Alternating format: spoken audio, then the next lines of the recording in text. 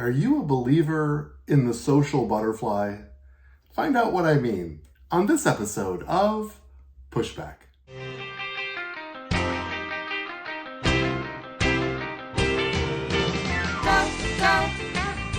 Go, Jonny, go, go.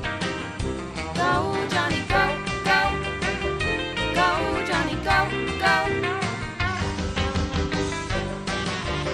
If you're concerned about the direction our culture is heading, then maybe it's time to push back. Hello, everyone. This is Pushback, and I'm Dr. Jonny, and I've been going into sort of a deep dive into the world of politics. It's interesting because there's been a lot of it lately, that is for sure. So I don't think my timing could be really any better. But I'm talking about politics in the context of our children. I think that when we lean into the spirit of politics, the political spirit, there's some caution there. And we need to have our eyes open as believers, as ambassadors of heaven. We need to be the ones that understand what's happening in our world. And not only understand what's happening in our world, but understand that we can actually play a role, play an impact, that we can actually inject ourselves into the story of this world and be the ones that bring hope and healing because of who we have in us.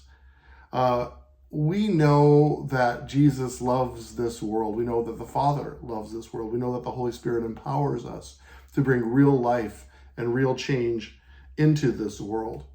And so I think it's critical that we aren't afraid to enter into the world of politics. And in fact, when the word ambassador gets studied, and you can check my previous podcasts, it actually implies that an ambassador actually engages in political and economic discussions on behalf of the country that sent him. Well, we are heavenly beings. We are connected to heaven, and it says he entrusts us with his heart of reconciliation towards this world. It's a big responsibility, and I don't take that lightly, and that's really the role that I believe this podcast is playing in the earth. And so I thank you for listening. I thank you for engaging. I've received so much positive feedback from so many of my listeners. I just want to say thank you.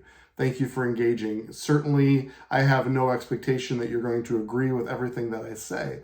But if we can begin a discussion, if we can stir conversation regarding the things of this world, then I have achieved my goal. Because I believe that it's the ones who bury their head in the sand and the ones that go in the fetal position that have no real impact on this culture. Then we might as well just sit and wait for Jesus to return and have an Old Testament mindset where we say, how much longer, Lord, can we suffer? How much longer, Lord, will we live in darkness? When the whole time he's saying, I sent you to be the light. And so let's do it. Let's do it. This podcast is entitled Social Butterfly. I want to talk about socialism because it's been in the news a lot lately. There's been a lot of accusations politically about certain candidates being socialists or wanting to turn our country into a socialist country. And it's interesting, and I think it's important that we understand what we're talking about here, because not understanding even things from an economic standpoint actually harms our children. The heart behind this series is that I believe that we can all connect. We all have a common denominator of the things that we care about. And I believe that on top of the list for most people are going to be their children. And what we leave for them, not only as an inheritance, but a generational mindset, a generational momentum. And so when we see pain and suffering in our world and in our economy, there are a lot of fixes that people are going to propose. And the question is, what is beneficial for our children? See, we know that there is a debt problem in our government. I don't think anybody's going to really argue that point. Some people might think it's more serious than others, but clearly it's a problem. I believe the statistic is somewhere around $34 trillion. I could be off by a few $1 trillion of debt that we're in. But what I want to lean into is, what is the motivation? What is the incentive? These are going to be important words in this podcast. of the debt? What is the causation of the debt? What is the heart behind the willingness of our political leaders to ascertain or to mount this much debt? It's interesting because I believe that the most dangerous portion or time in a budget, whether it's you and your spouse creating a budget for your home, whether you're a college student budgeting your limited resources, or whether it's the almighty government in Washington, D.C. that's trying to work on some type of budget. The most dangerous moment in a budget, in my opinion, is not when you have excess, not when you are doing well and you have extra money and then you spend it wildly. I don't believe that's the most dangerous time. I believe the most dangerous time is that when you are in the hole in the debt and you have the mindset that a little more won't matter. It's already negative, so a little more won't matter. When we're already $34 trillion in debt, promising and spending a little more isn't going to matter. And in fact, when the political spirit and the political motivation around what we see today is about power and control, then not only does it not matter to them, it is actually advantageous to them. And that's when we get into this motivation and incentive of creating debt, because it's really in a lot of ways buying votes. So there's a proposal coming out of the Democratic Party this week about $25,000 grant being issued for first-time home buyers. Now, there's a housing crisis because nobody can afford a home. There's a food crisis because nobody can afford food. There's a gas crisis because nobody can afford gas. So the prices have gone up. And so the political spirit moves in and says, what we're going to do is offer you free money. I put free in quotes.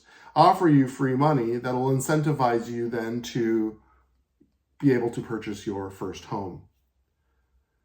It's wrapped in a beautiful bow. It's considered a gift. And I believe it's buying votes. The proposal from the Democratic Party for tuition, for buying a home, for tax credits, should total about $1.7 trillion in quote-unquote handouts. Now, when you're $34 trillion in debt already, the political spirit might just say, what's the big deal? What's another 1.7 trillion? Especially if it keeps us in power and keeps us in control. That's the motivation and incentive of all the debt that has accumulated. Now, there's been some wars and there's been a pandemic, and I understand that there are some times when the government needs to inject their will on the people economically, but most of the time it's because they're spending more money than they're bringing in. And they want to promise tax cuts and they want to promise freebies, and we can't afford it. That's how debt is accumulated. And I believe that it's dangerous. I believe that it's hurting our children. I believe that it's a generational mistake that our politicians are making. And each of these moves us towards what has been referred to as socialism. The idea that we all throw the money into one pot and we distribute it equally to all. On the surface, that might not even sound that bad. Even on the surface, that might even sound somewhat biblical when you think about the Church of Acts.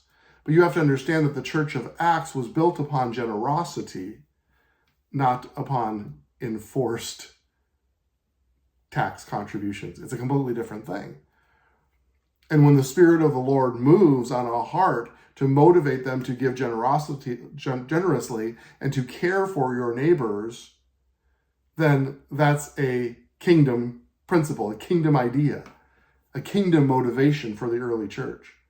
That is much different than a government entity instilling its will on people, taking from people and redistributing the income to others.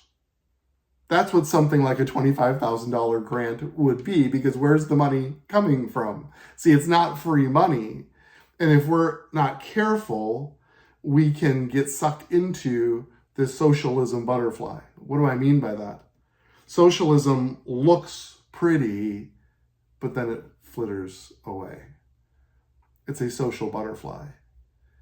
It's a socialism butterfly that takes place because it's, well, $25,000 to buy a home sounds pretty enticing. There's an incentive there.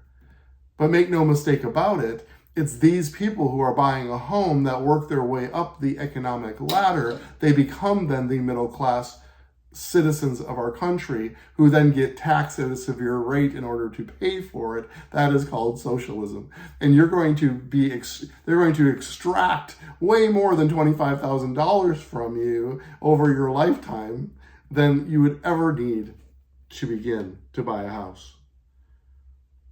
The irony, of course, is that the policies that created the inflation in the first place that made home ownership unattainable is actually the problem. And they're the same ones that are proposing to double down on the problem with more government spending, which caused the problem in the first place.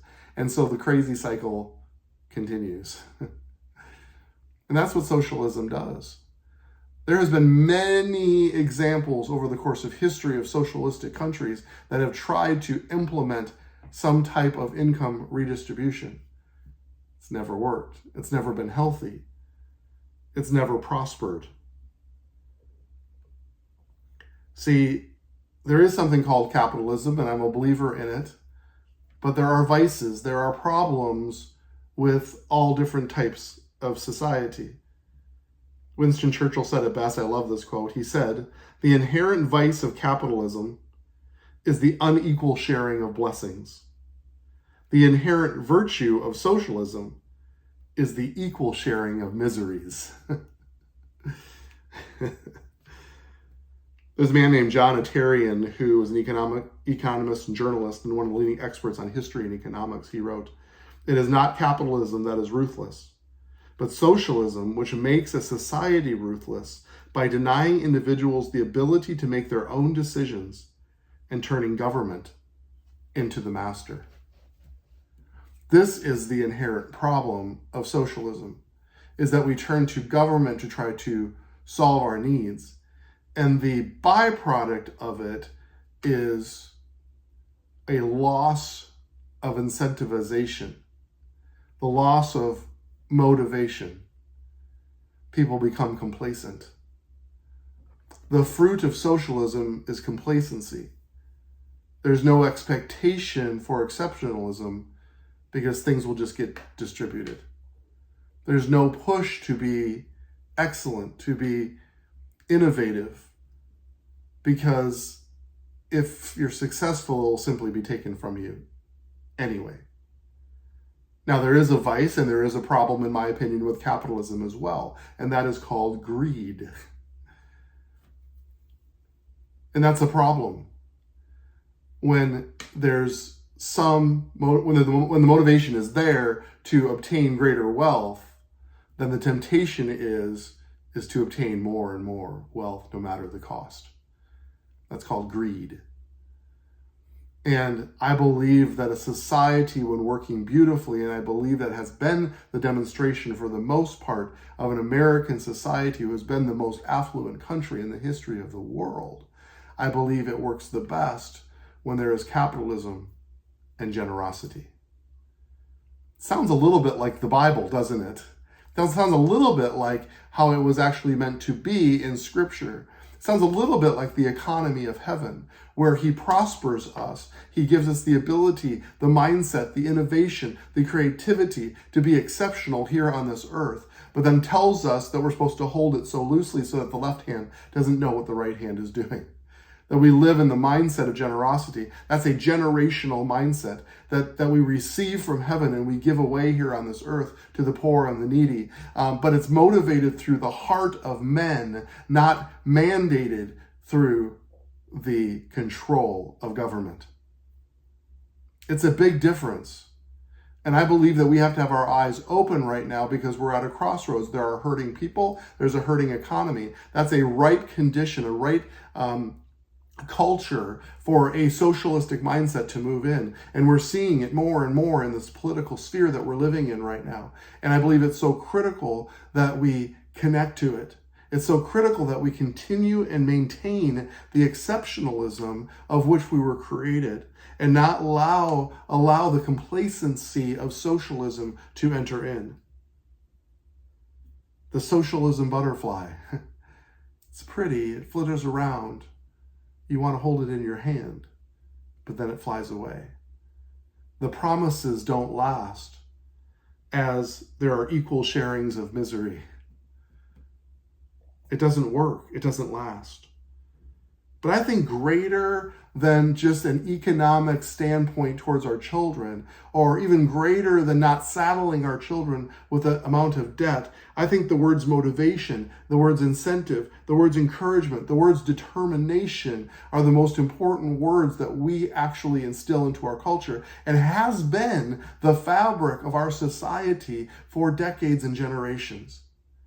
I believe those are the words that create the exceptionalism and the affluence and the prosperity of our country. Now, I understand that not everybody realizes that. Not everybody has access to that. I believe that is a problem, but I believe that as those who have taken risks and have been successful, I believe there's also historical precedent for crazy, over-the-top generosity.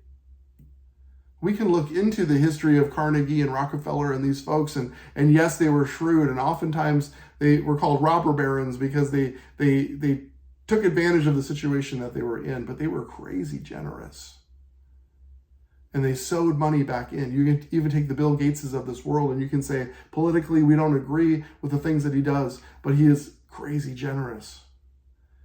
And I honor that, and that's the fabric of our society, that we can celebrate success and celebrate generosity. And I believe those are two pistons that fire simultaneously that drive the engine of the American dream. That's what I believe. So words like motivation, incentive, encouragement, determination, these are words that need to be sewn into the fabric of our children. And I believe that the society today is creating this enabling, soft, a lack of motivation in our children because they're hoping that society, the social butterfly, will come and will stay and will land on our hand and be pretty forever. But that's not the case. That's not how this works. That's not how $34 trillion of debt works. It doesn't just fly away. It stays. The debt stays. The dream flies away. It's important that we keep this in our mind. It's important that we get our house in order. The definition of incentive is a thing that motivates or encourages one to do something that incites or has a tendency to incite to determination or action. Incentive is key. It drives us. Mark Twain is famously quoted as saying, and I say this quote so often to my family, the two most important days in your life are the day that you are born and the day you find out why.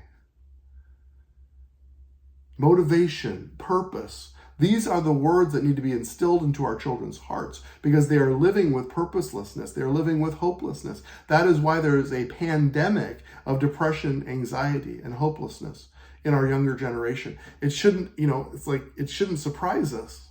This is what we see when we remove that place of importance in our lives, that place of purpose in our lives. There's studies that are called blue zones. I don't know if you've ever heard of those before, but they're looking at the places on this world that have the highest life expectancy. There's one blue zone, I believe, in a remote area of California, but most of the blue zones are around the Orient and China and Japan and that general area, different places. And they're looking at the factors, or is there something that they're doing or not doing that allows them to just live a little bit longer than others. And one of the main factors of blue zones, this place of healthy living and longevity, is this notion of purpose. This notion of what gets you out of the bed in the morning. That's what keeps us young. That's what keeps us active, is when we have that purpose, we have that incentive, that determination, all these words, the motivation. the encouragement to do what the Lord has called us to do. And I believe as ambassadors of heaven, we are supposed to bring blue zones all over the face of the earth, where we live with that place of purpose and incentive and determination. And I don't believe that the social butterfly is the answer. It flies away. I don't believe that capitalism is perfect. But I believe that when we marriage the kingdom of heaven and his economy with that place of exceptionalism, the place of competition, the place that drives our economy to be better, to be stronger, I believe that's when we thrive. And we need to protect that. We need to guard that. We need to not be tempted to watch the flittering butterfly come by and say, what's in it for me? We need to resist that temptation. We need to motivate and incentivize work and exceptionalism and innovation and dreams. That's what we need to do as parents. That's what we need to do as politicians, as government officials. All of our firepower needs to be focused on giving our children that place of motivation. It's such a trite political expression that we don't give handouts, we give hand up. We give a hand up, not a handout. But I believe there's some truth to that. What do we have to do to motivate this next generation to be hard workers, to think of the next great thing? And I'm telling you that the social butterfly takes that away. It distracts our attention from the things that matter, the purpose in our life. And so we must resist anything that takes away our children's purpose, takes away their motivation, takes away their incentive, takes away their encouragement, takes away their determination. So I believe that we are in an interesting season where there is somewhat of a crossroads, a choice that we can even make when we vote. And I want your eyes to be open and connect to the key words, the words where government moves in and starts being the answer to your problems. They haven't done a great job. They haven't managed their money well. They haven't done well to create incentives and encouragement and determination. But I don't believe it's too late. I believe it's a Christian principle to work hard. It's a Christian principle to be connected to the creativity of heaven that gives motivation, ideas, and innovation here on this earth. And I believe that Christians can be on the front line of that. I believe that's what the Lord is calling this generation into. Crazy innovation, invention, determination.